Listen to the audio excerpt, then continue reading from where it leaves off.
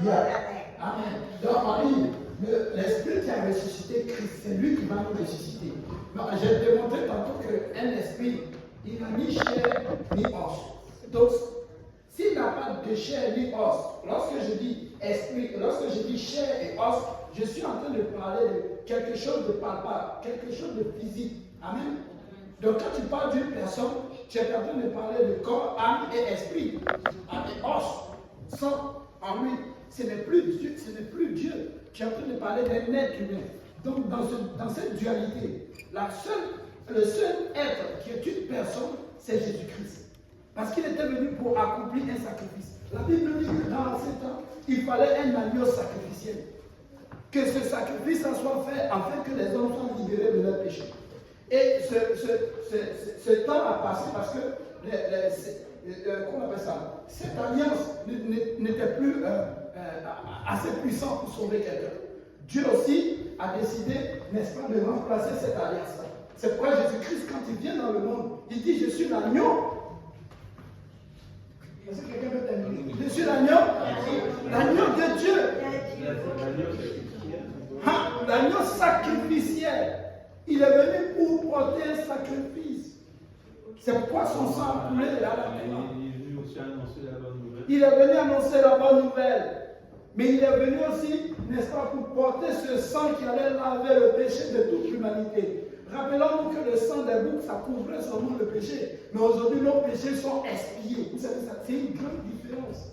Quand Dieu te regarde, il ne voit plus. Vous savez, depuis l'ancien temps, tous ceux qui mouraient allaient dans la plaine d'Abraham. Mais avec Jésus-Christ, on ne va plus dans la plaine d'Abraham. Tu pars directement. Parce que c'est un sang humain qui a été versé. Et le sang d'un innocent. Mais, en fait, là. Prends le micro. Oui, vas-y. Micro. Pour toi, on va faire des heures supplémentaires. J'ai perdu les questions. On va prendre une dernière question et puis si tu te rappelles, parce qu'on doit finir dans 3 minutes là vraiment. Ok, tu peux commenter. Tu peux commenter, tu peux dire quelque chose d'autre. Alors, ouais, vas-y. Ouais, dis autre chose. En fait, le verset le plus important dans la Bible, selon moi, c'est quand Moïse est descendu dans la montagne qu'il a donné les 10 commandements, mais en fait, il y en a plus que 10. Puis, c'est quoi le premier, le plus important? Pour venir à ma discussion du début, c'est quoi le premier commandement le plus important? Tu n'auras qu'un seul Dieu. Amen. OK? Puis, le diable, là, lui, là, sa mission, là, c'est justement de faire en sorte de dire au monde qu'il n'y a pas un seul Dieu qui gouverne la terre, il y en a plusieurs. Puis à travers l'histoire, tu as eu Baal, puis ensuite, il apparaît Dieu. Mais là, qu'est-ce qu'il a trouvé comme truc, selon moi, ben, c'est de changer la personnalité de Dieu. Autrement dit, c'est de dire qu'on va utiliser Dieu.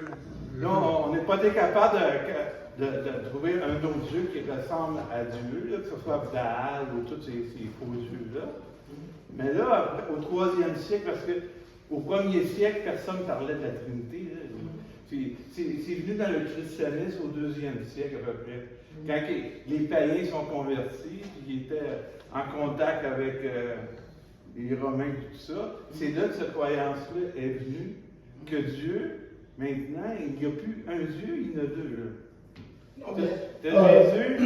Tu as Jésus, le diable a encore réussi sa mission. Lui, sa mission, c'est d'enlever la royauté de Dieu. C'est ça la question fondamentale. Qui appartient la royauté?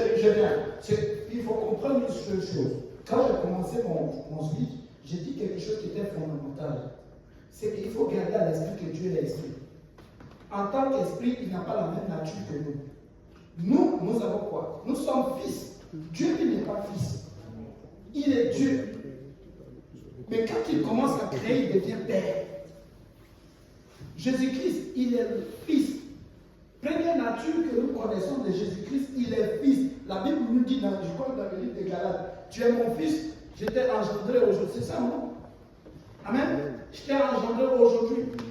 Jésus-Christ est fils. En fait, c'est une enveloppe. C'est comme qu'il transportait une lettre. Mais la lettre qui était à l'intérieur, c'est-à-dire l'enveloppe est là, mais la lettre qui était à l'intérieur, c'est elle qui était importante. C'est pourquoi il dit que la chair ne sert à rien, mais les paroles que je suis en train de vous dire sont esprit et vie. Lui, sa chair s'est arrêtée à un moment donné. Il avait une mission. Dieu, il était 100% Dieu et 100% humain. Comme humain, il pouvait être fatigué. Il mangeait. Amen. On a percé son sang est versé. C'est un humain. Donc, Amen. affaire à suivre. Je vais donner le micro à Vandré. Il va conclure. Et puis après, on va te réinviter. S'il faut, on va aller au resto avec toi. On va manger. On va parler ça pendant des heures.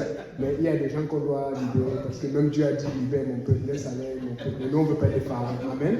Ok, frère Vandré va conclure. Et puis on va revenir. Alléluia. Est-ce qu'on peut juste se lever et battre les mains pour le Seigneur? Alléluia. Cela a été bon aujourd'hui. Nous sommes écoutés. Alléluia.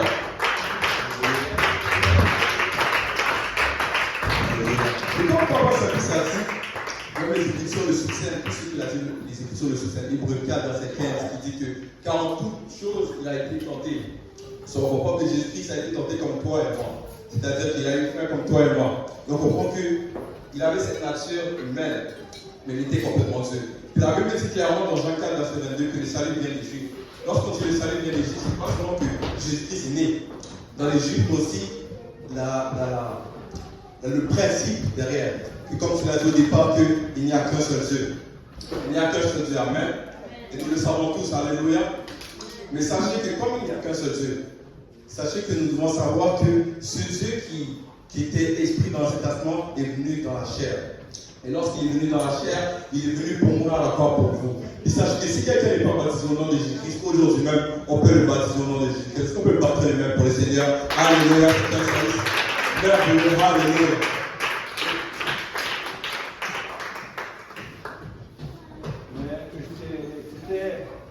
Je trouve ça toujours intéressant de discuter avec des gens qui ont des valeurs spirituelles. Même si on n'a pas les mêmes croyances statiques, on partage beaucoup de choses ensemble. Je pense que le point fondamental, c'est de Alléluia.